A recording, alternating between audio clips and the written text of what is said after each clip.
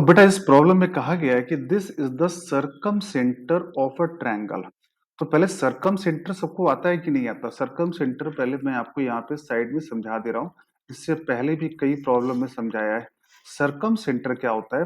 Point of intersection of perpendicular bisector of sides of a triangle. किसी भी triangle में, मान लो ये ट्रायंगल है, इस ट्रायंगल का बीसी साइड का परपेंडिकुलर बाइसेक्टर ऐसे गया, एबी साइड का परपेंडिकुलर ऐसे गया, तो ये दोनों जिस पॉइंट पे कट करते हैं ये पॉइंट कहलाता है सर्कम सेंटर।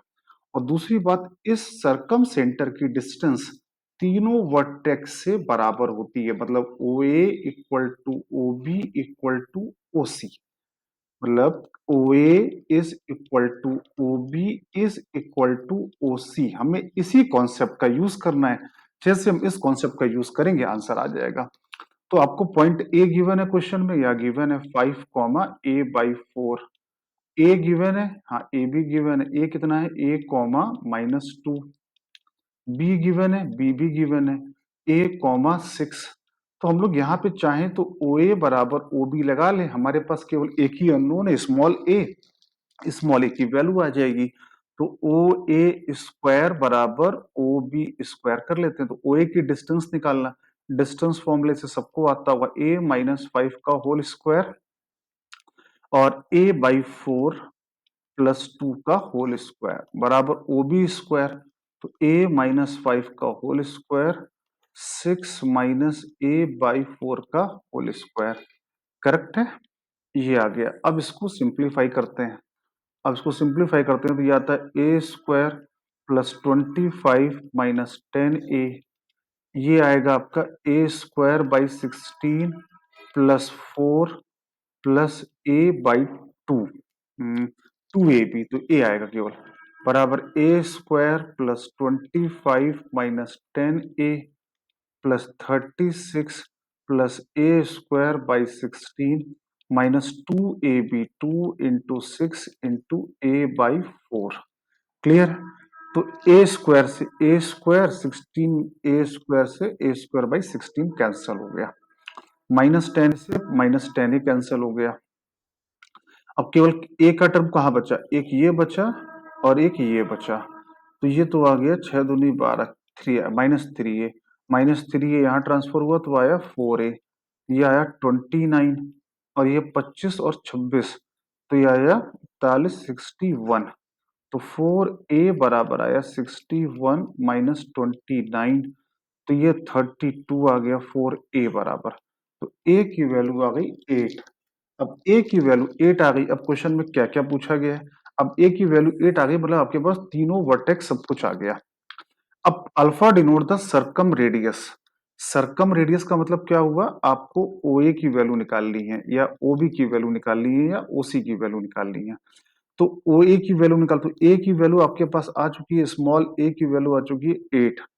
तो अगर आप निकालने जाओगे सरकम रेडियस, तो ओ ए की डिस्टेंस निकालो। तो ओ ए की डिस्टेंस तो हम लोग ये पहले ही निकाल चुके हैं, बस ए की जगह पे यहाँ पे क्या रखना है? 8 रखना है।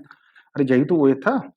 तो 8 रखोगे तो 8 माइनस 5 का 3 का होल स्क्वायर 9, फिर 8 अपॉन 4, 2, 2 प्लस 2 4, 4 का होल स्क्वायर 16। तो अल्फा की वैल्यू आ गई 5। Beta denote the area. अब इसका इस ट्रायंगल का एरिया भी निकालना है। And gamma denote the perimeter. Perimeter भी निकालना है। मतलब काफी कुछ यहाँ पर आपको निकालना है। तो पहले तो हमें ए निकाल लेते हैं, मतलब वर्टेक्स ए कितना है। तो ए की वैल्यू कितनी है? 8। तो 8 कॉमा -2, 8 कॉमा 6। और वर्टेक्स सी भी गिवन है क्वेश्चन में। सी कितना है? ये रहा। तो 8 अपॉन 4, 2 कॉमा -2। तो ए बी की डिस्टेंस निकाल लो। ए बी की डिस्टेंस कितनी हो जाएगी? 8 माइनस 8, तो ये आ गया 64। ए बी आ गया 8। वैसे बी सी निकाल लो। बी सी 8 में 2 गया 6, 6 का होल स्क्वायर 30 प्लस 8, 6 माइनस 2, तो ये है 64, ये आ गया 10। A B A B C ए सी निकाल लो। अब अगर हम ए सी निकालने गए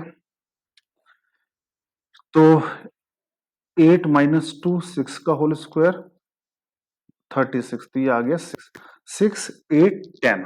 ये आपका आ गया ट्रायंगल की तीनों साइड। वैसे ये ट्रायंगल की तीनों साइड बता रही हैं कि अगर अच्छा हमको सवाल में पूछा है पेरीमीटर, तो पहले काम पेरीमीटर निकालो। पेरीमीटर क्या होता है?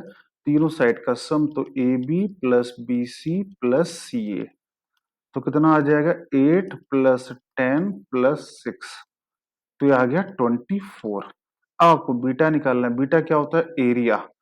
अब गौर से देखो तो ये राइट एंगल ट्रायंगल का जैसा नहीं बन रहा है।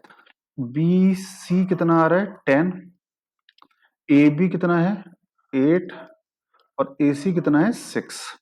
तो ये राइट एंगल ट्रायंगल जैसा बन रहा है, तो बीटा की वैल्यू कितनी हो जाएगी? हाफ 8 × 6, ये आ गया 24।